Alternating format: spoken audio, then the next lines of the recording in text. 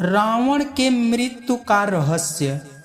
बहुत लोगों को यह पता होगा कि सिर्फ सीता के अपहरण के बाद ही राम के हाथों रावण की मृत्यु हुई थी, लेकिन इसके पीछे एक पौराणिक कारण कुछ और भी है।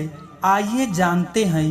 यह उस समय की बात है जब भगवान शिव से वरदान और शक्तिशाली खड्ग पाने के बाद अहंकारी रावण और भी अधिक अहंकार से भर गया था। वह पृथ्वी से भ्रमण करता हुआ हिमालय के घने जंगलों में जा पहुंचा। वहां उसने एक रूपवती कन्या को तपस्या में लीन देखा। कन्या के रूप रंग के आगे रावण का राक्षसी रूप जाग उठा और उसने उस कन्या की तपस्या भंग करते हुए उसका परिचय जानना चाहा।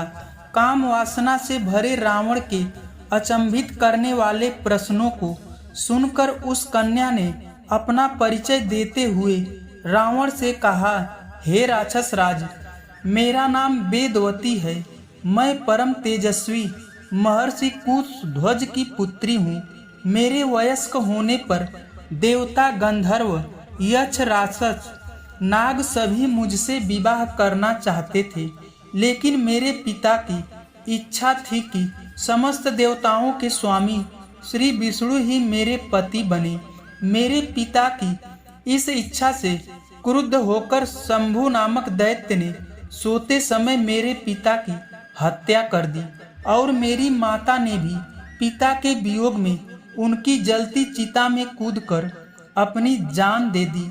इसी वजह से यहाँ मैं अपने पिता की इच्छा को पूरा करने के लिए इस तपस्या को कर रही हूँ। इतना कहने के बाद उस सुंदरी ने रावण को यह भी कह दिया कि मैं अपने तप के बल पर आपकी गलत इच्छा को जान गई हूँ। इतना सुनते ही रावण क्रोध से भर गया और अपने दोनों हाथों से उस कन्या के बाल पकड़कर उसे अपनी ओर खींचने लगा। इससे क्रोधित होकर अपने अपमान की पीड़ा की वजह से उस कन्या ने दशानन को यह श्राप देते हुए अग्नि में समा गई कि मैं तुम्हारे वध के लिए फिर से किसी धर्मात्मा पुरुष की पुत्री के रूप में जन्म लूंगी।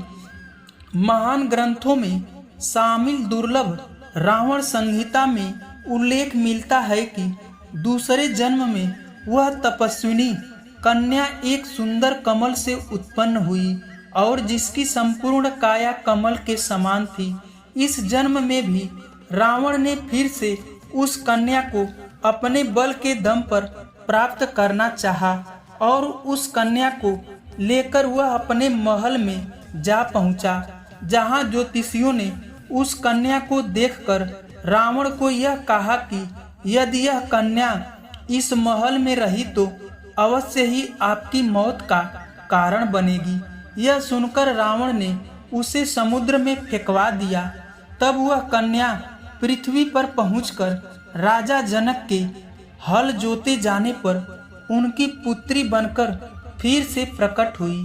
शास्त्रों के अनुसार कन्या का यही रूप सीता बनकर रामायण में रावण के वध का कारण बनी। धन्यवाद दोस्तों, यह कहानी आपको कैसी लगी हमें लाइक और कमेंट करके ज़रूर बताना और हमारे चैनल को सब्सक्राइब भी करना। धन्यवाद।